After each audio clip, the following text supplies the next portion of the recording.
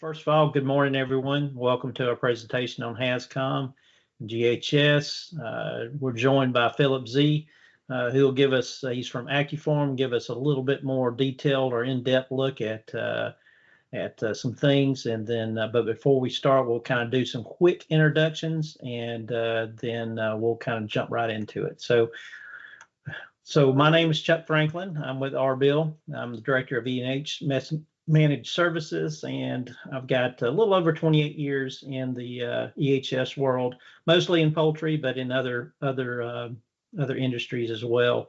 And first of all, we're going to talk a little bit about our EHS Managed Services and kind of give you a background of what Arbill can offer. And we bring what we call a holistic safety care solution.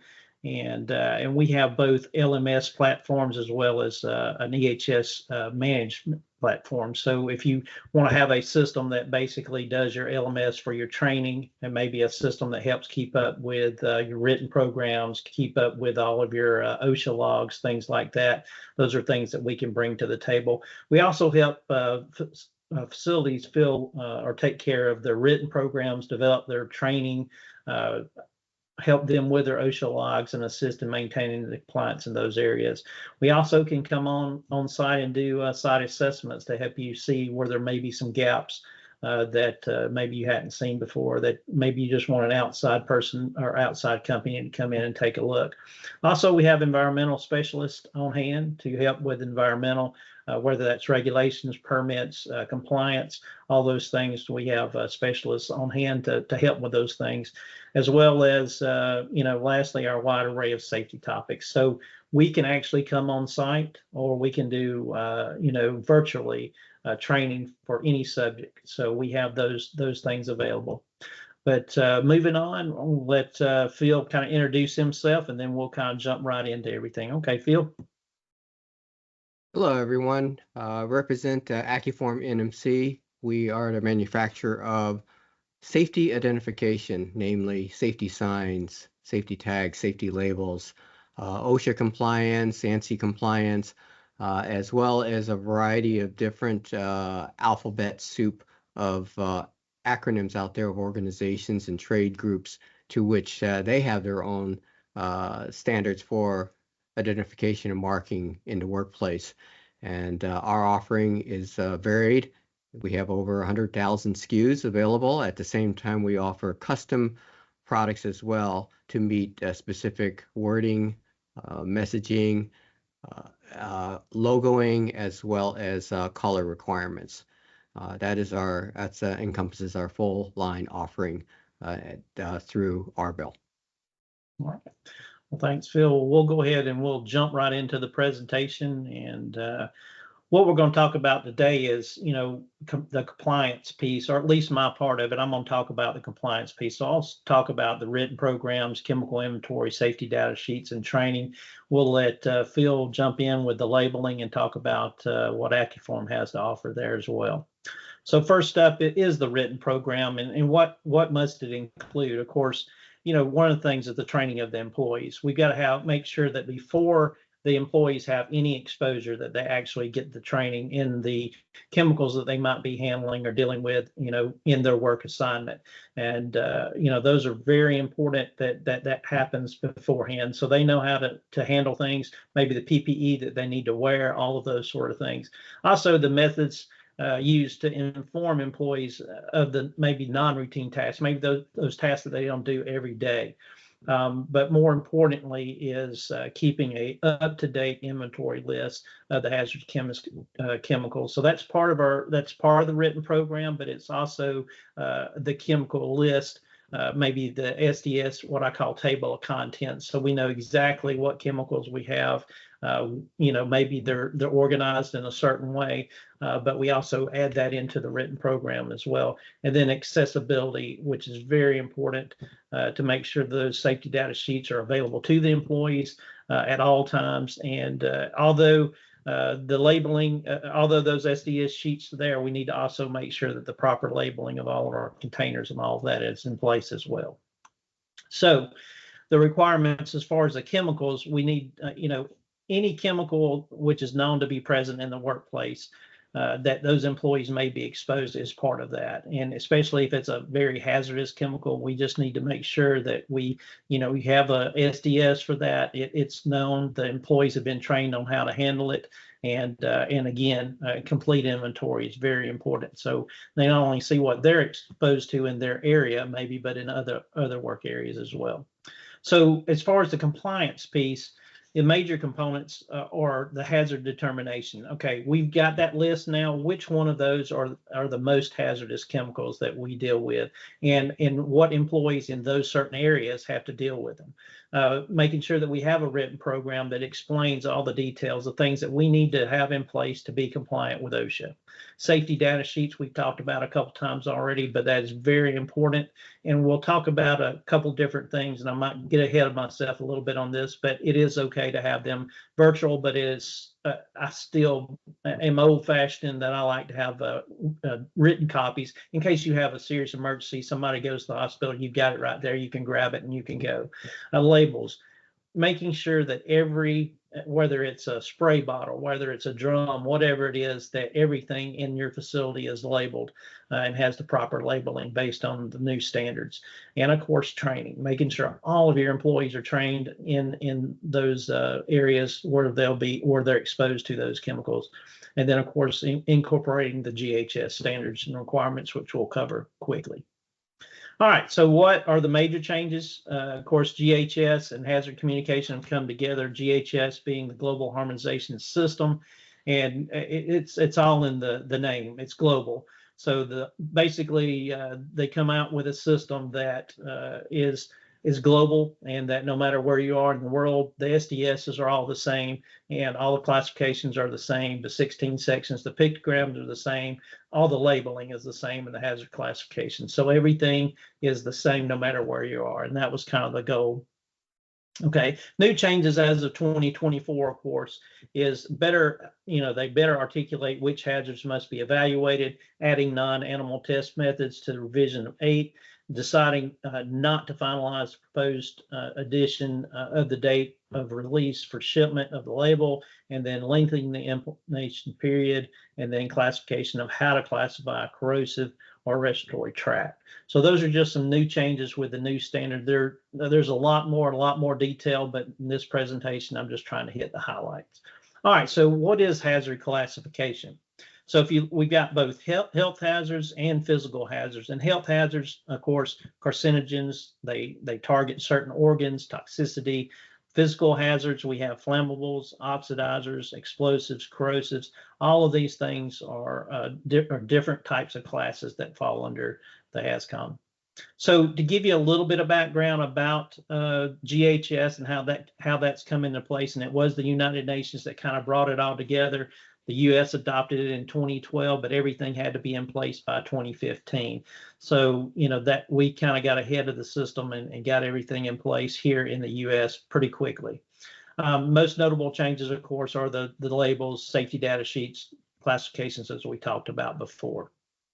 So what do these labels look like, and what do they have to have on them? And of course, the revisions, you got to have the physical and health hazards, you got to have the harmonized signal words, the hazard of cautionary statements, pictogram systems, using those pictograms in the labeling, and then revised provisions, as well as the 16 standard sections in the SDS. So everything is the same no matter where you go.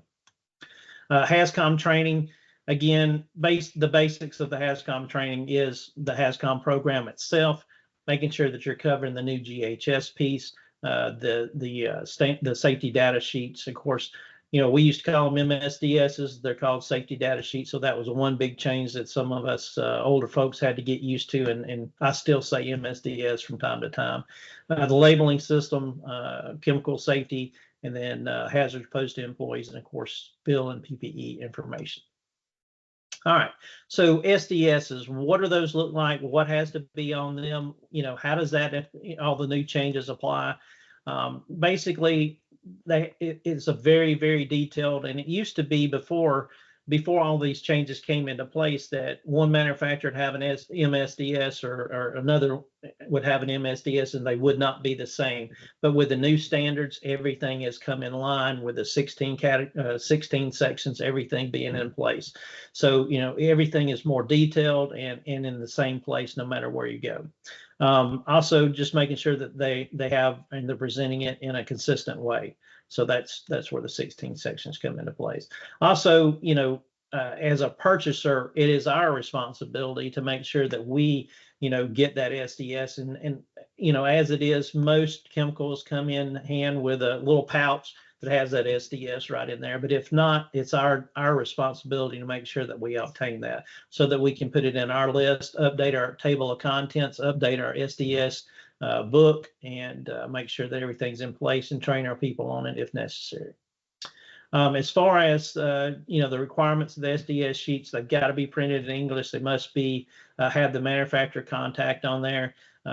It says we need to make sure that if there's any trade sequence or trade secrets, must have a 24-hour contact number so that we can get that information. And of course, must include a revision date. And you'll see that a lot in a lot of these, or get updated from time to time, and we just need to go out every once in a while and check those to be sure that our SDS are up to date.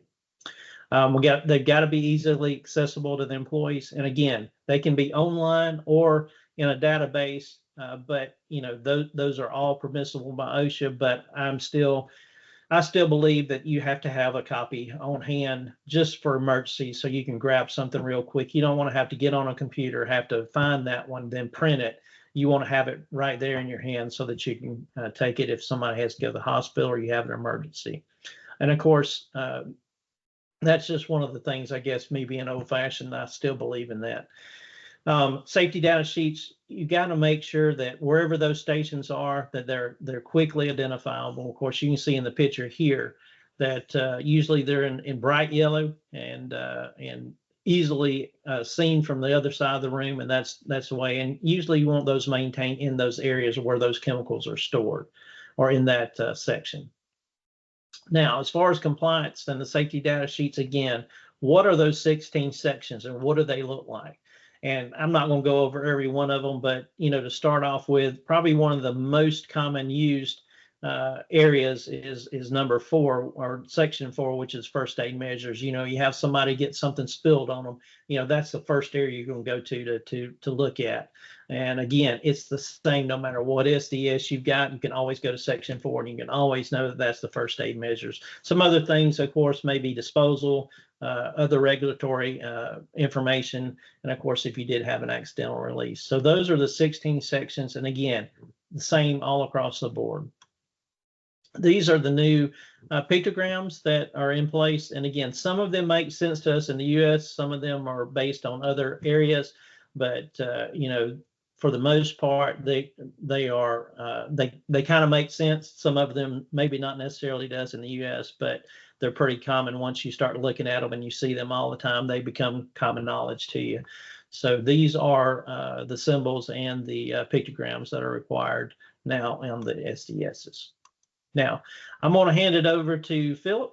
Philip, if you want to, go ahead and take over, and we'll move forward into labeling. Thank you. So let's go back to the world before hazard communication. So the origins of it goes back to this scene here. For almost a century, there was a history of fires that would flare up on the Cuyahoga River. And those of you that may be located in an area, you probably remember such in your history. However, it was back in 1969 that a fire on the river around Cleveland made national headline news. And this was really a result of the decades of dangerous corporate practices of dumping toxic chemicals and waste into the rivers. And it was flammable, volatile petroleum products that went into the river. And back then, the Cuyahoga River became the poster child for the U.S. disposals practices, in which the health of our rivers and the health of our communities was a concern. And it really is where the phrase that you may have heard, it came back at, how can a river catch on fire?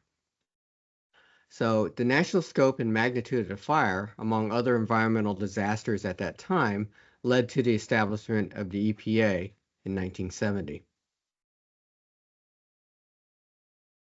So after that, in the following year, 1970, OSHA, Occupational Safety and Health Act, also known as the Job Safety Law, was signed in by President Nixon, and shortly thereafter, OSHA became an administration within the Department of Safety in 1971. And this was accumulation of worker unions during the 60s and mobilizing thousands of workers to push for federal legislation that respond to injuries and death in the job. And then the following year, the Clean Water Act was established in 72, which regulates discharge of pollutants into the water of the U.S. and established quality standards for surface waters. However, worker unions and environmental groups together working led to the way for rights for protection of hazardous chemicals from hazardous chemicals. In this situation, in 1977, moving up several years here, Occidental Chemical Company in California, a maker of a pesticide product called DBCP, the employees would gather around the lunchtime and their breaks, and they talk about problems trying to start a family. And they noticed employees in certain areas of the plant were unsuccessfully having children, in which the employees went to their doctors and found that 60 workers were sterile from their medical examinations. Unrelated in some respects, several years earlier, a University of California researcher found that DBCP was a reproductive hazard. While it was published information, the workers were never informed or they were unaware of this particular hazard. Now, fortunately, with the discovery and the remedy, the effects of what the workers were having were not long-term. Next slide. So, from that chemical incident, among others, California and other states established the Chemical Rights to Know laws. In turn, this led to the federal OSHA Hazard Communication Standard in 1983. The earlier version was very limited in scope. However, the citation itself became known and is forever now known as the 29 CFR 1910-1200. And essentially basically requires that it states that employers were to establish a hazard communication program, convey information on the hazards of chemicals and to their employees by the means of labels on containers, material safety data sheet, and training programs. It implemented hazard communication programs to ensure that all employees have the right to know to the hazards, identify the chemicals they work with, and then reduce the incidence of chemicals relating to occupational illnesses and injuries. But then by 1987, the Hazard Communication Center was further expanded and to cover all industries where employees are potentially exposed to hazardous chemicals. It would apply to both general industry, shipyards, marine terminals, longshoring, construction employment, and then also covers chemical manufacturers and importers, employers and employees to the exposure of chemical hazards. And also notice on the previous slide is the construction OSHA citation 29 CFR 1926-59. So, as we see here today, 32 million workers work with or are potentially exposed to one or more than 600, actually it should be 650,000, not 65, 650,000 chemicals in existence.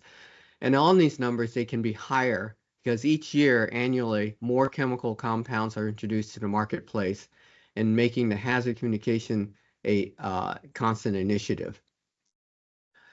So keep in mind that chemical exposures can be a result or contribute to many serious health effects, such as heart ailments, central nervous system damage, kidney and lung damage, reproductive damage, cancers, burns, rashes, and some chemicals can be safety hazards potentially to cause fires and explosions. So the workers' employees have that right to know and right to understand the hazard properties and associated hazardous chemicals in the workplace to which they are exposed to, and they all have the right to pertinent information that enables them to work with and around chemicals in a safe manner. The OSHA Top 10. So annual list, as anybody may know or may not know, just a brief statement here about OSHA Top 10. It is an annual list of the most frequently cited regulation standards. OSHA performs inspections of violations at work sites for all industries, and they publish the list annually to alert employees. And that this publishing of this list happens every year annually at the National Safety Council trade show, NSC. The one thing that's important here is hazard communication routinely ranks nearly at the top of the OSHA Top 10 violation for the past 10 years. And of that number is 40,000 related citations in the recent 10-year period.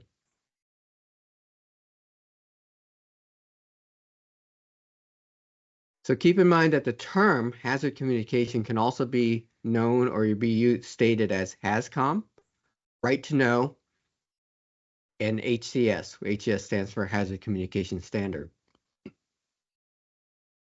Hazard communication means that workers and employees have the right to know and the right to understand the hazard properties of chemicals in the workplace, associated hazards of chemicals in the workplace to which they may be exposed, and the pertinent information that enables them to work within and around such chemicals in a safe manner.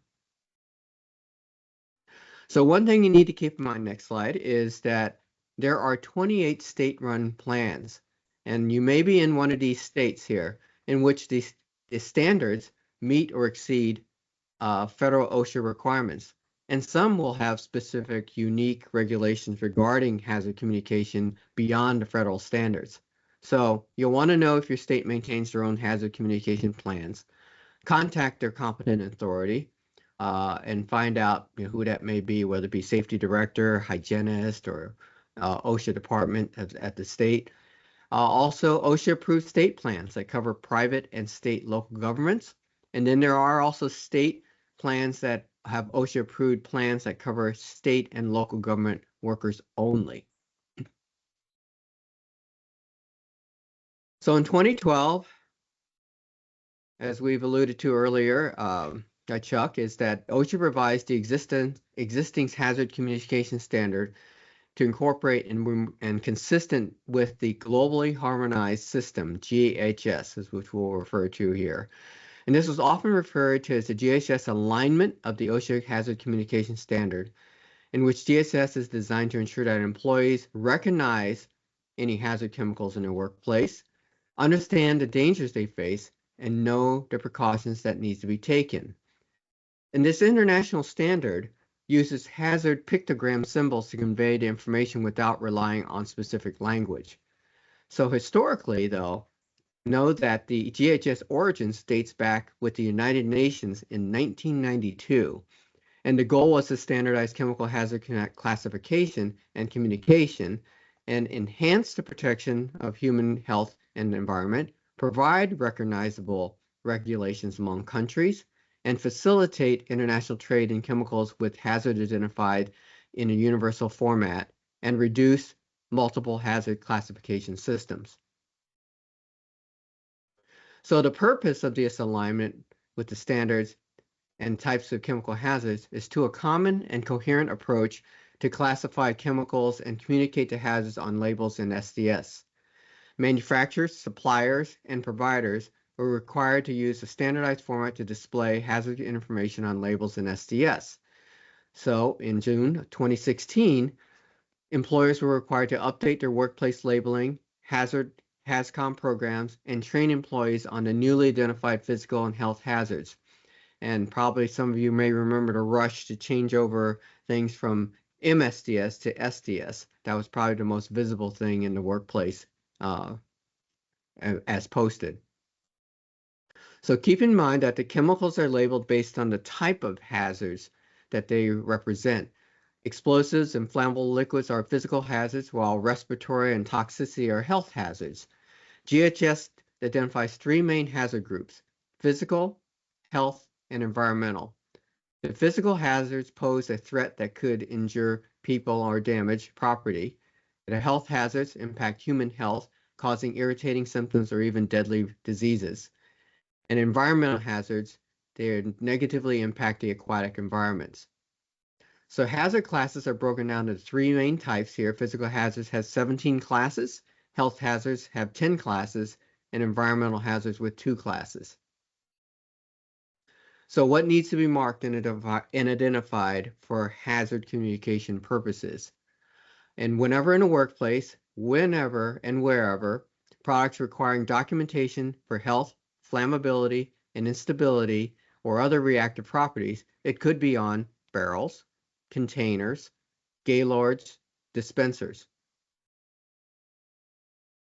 And in OSHA and ANSI regulations require that every chemical is labeled, tagged, or marked with 6 key data components. This can be done on a sign, placard, process sheet, batch ticket, or even operating procedures. The labels to be legible in English or the language of the intended audience, and they must be unprominently displayed and be readily available in the work area. And there have been 2 origins of early versions of the common systems of HAZCOM identification. That would be the NFPA diamond and the HMIS bar segments. So you've seen this diamond before. It's a label on a chemical container. It's called the NFPA diamond, a 704 diamond, actually. NFPA 704, let me say that clearly. And it's a quick and easy way to recognize hazards in a material and that poses a situation during an emergency.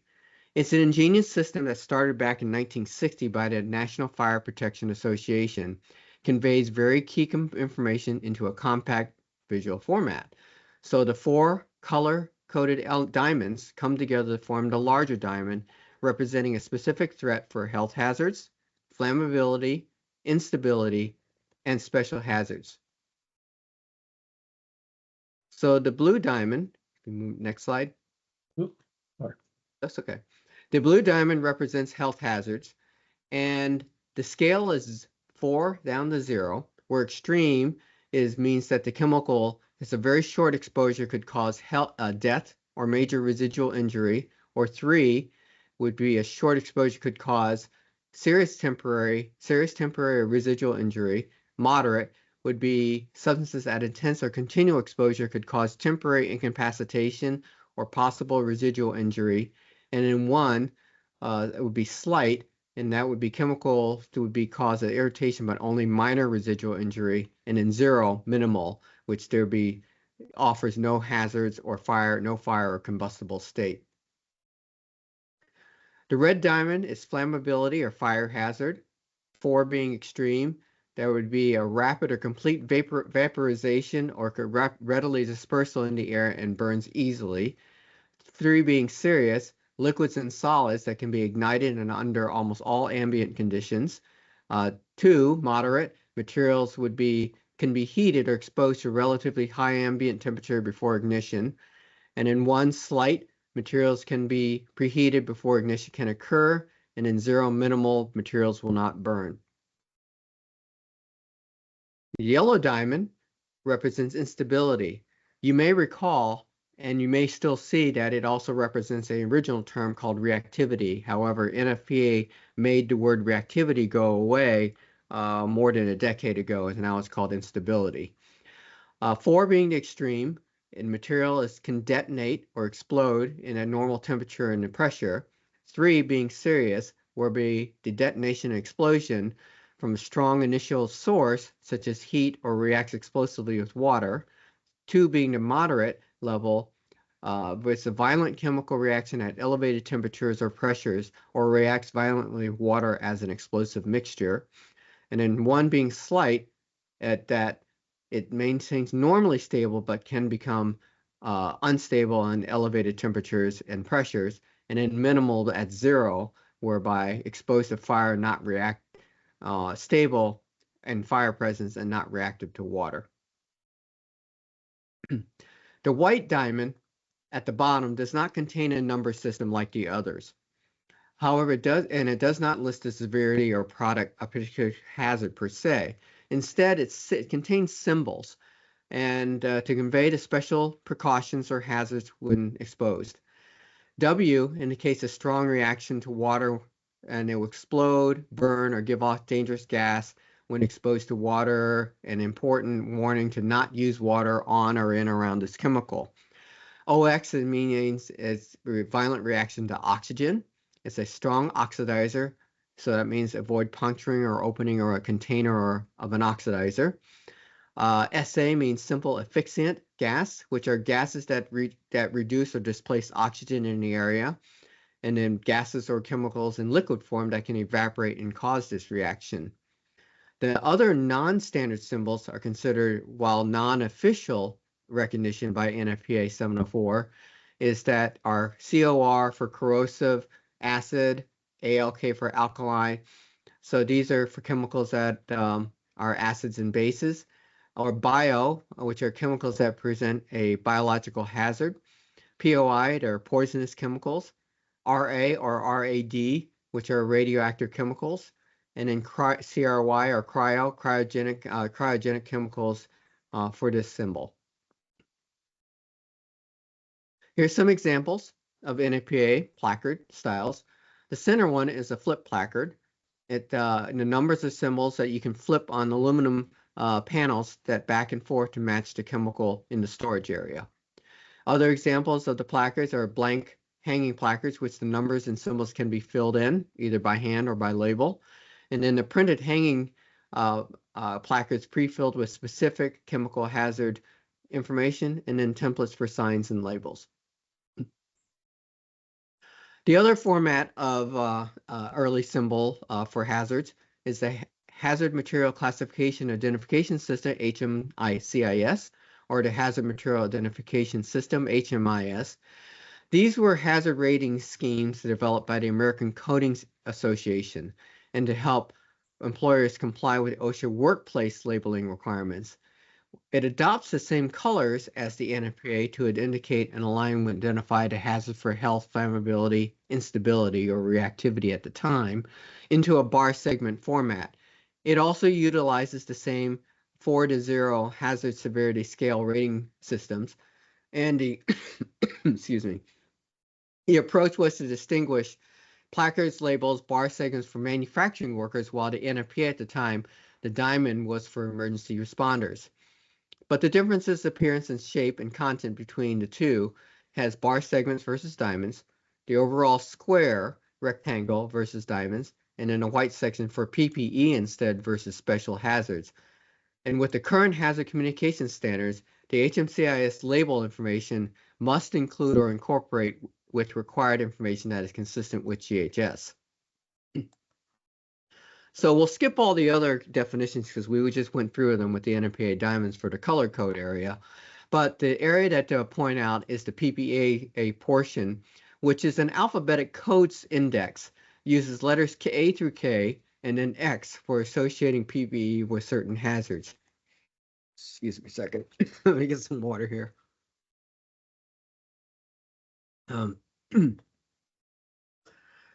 So each letter represents a piece or a combination of PPE needed when working with particular hazard material.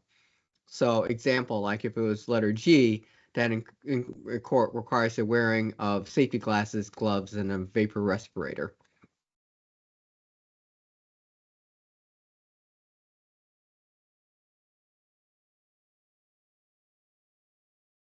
So here's a couple of examples of HMCIS or HMIS product styles. The center is a pre-printed placard with specific chemical hazard information, and the other examples are self-laminating labels that allow us to write in chemical information and then seal with a clear adhesive film to protect the information.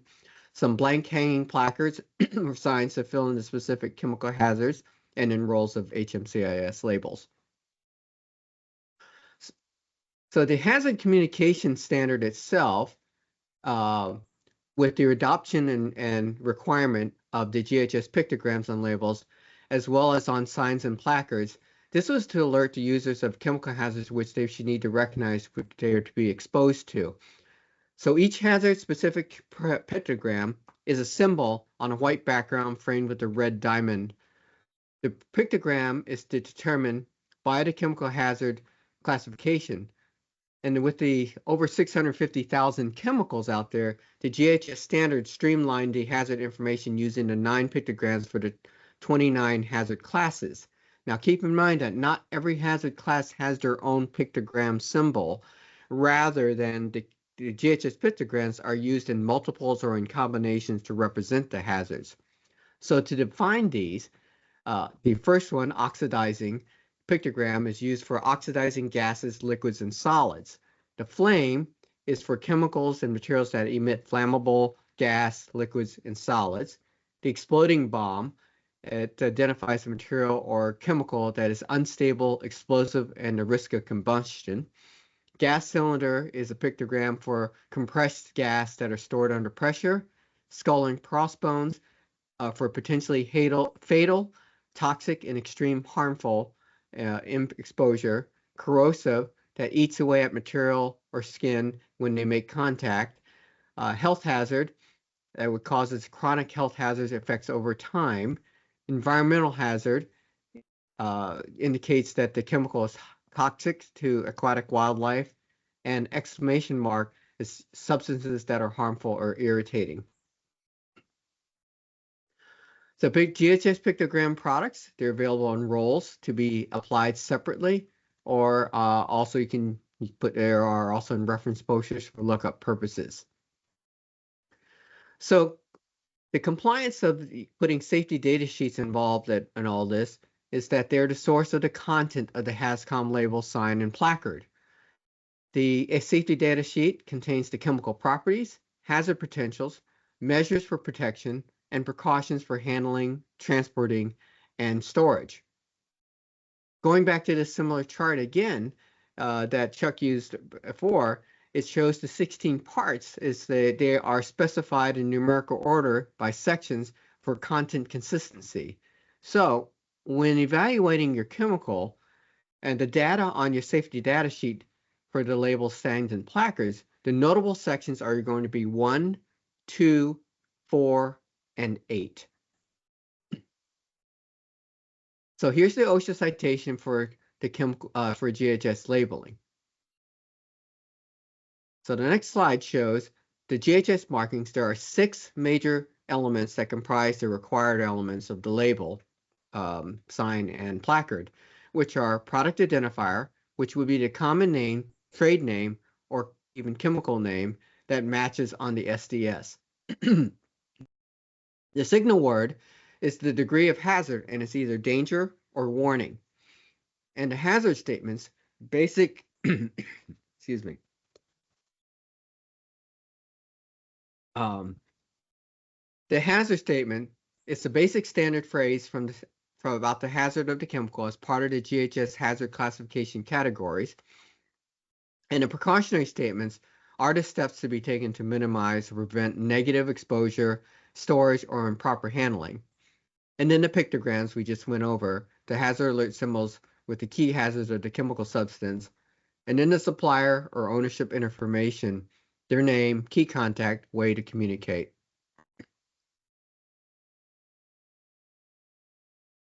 So no two GHS labels are alike.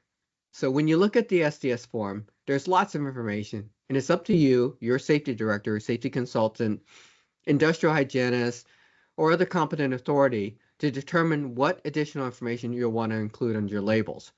These labels are not off the shelf typically, and they are specific to the exact variation of each chemical you're using, who supplies it, and the hazard it presents. And here are some other examples of the HAZCOM when it comes to shipping labels. Just as a reminder, OSHA recently released an update whereby even the smallest of shipping labels are to contain all the required label contents from the SDS. This goes into effect next month in July. So transferring chemicals into secondary containers in the workplace, there needs to be included what's called a secondary GHS label on the new container or to communicate the hazard. So secondary container labels are required when transferring to smaller amounts of chemicals from the original container, such as a beaker, flask, bottle, or dispenser. And to comply, the OSHA secondary container label must include at a minimum the name of the chemical, hazard pictograms for the chemical, the date it was transferred, along with the expiration date.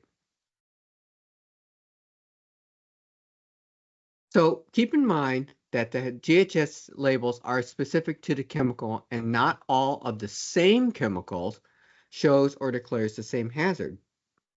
Here's an example represented by 3 different safety data sheets for the same chemical, acetone. They are manufactured by 3 different companies, and they portray different hazard elements.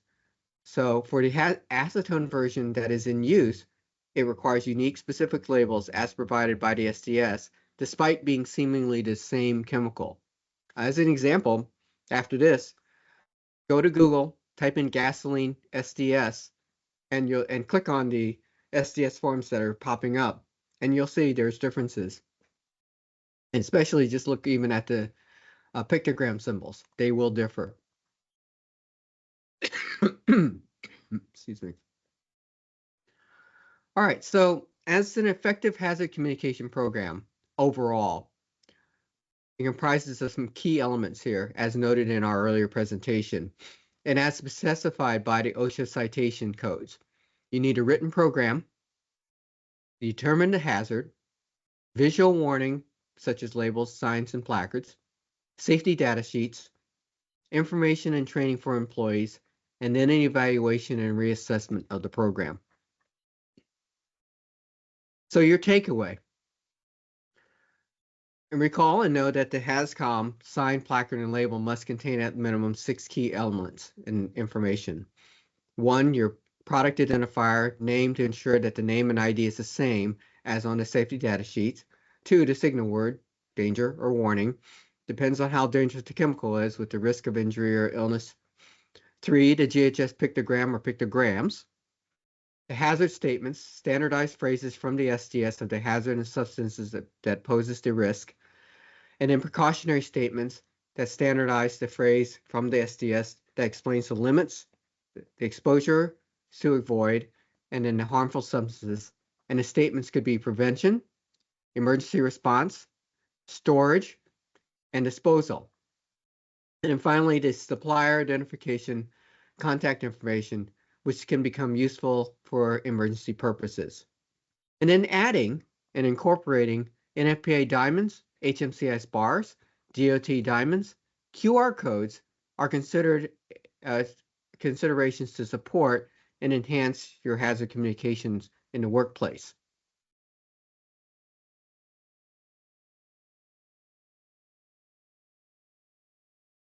All right. Well, Philip, we appreciate your expertise there and sharing with us a lot more detail about all of the different things that are out there and the regulations.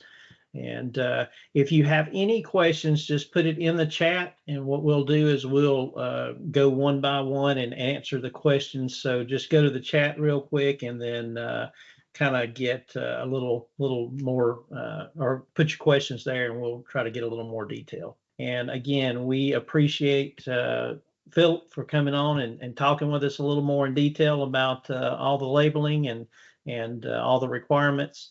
And again, we appreciate your time today. If you've got any questions, please don't hesitate to give us a call. And my email is right here on the screen, so feel free to use that if you need if you have any questions, and we'll be glad to help you out in any way. With that said, we appreciate it. And again, thanks, Phil, and we'll talk to you again at the next one. Thank you.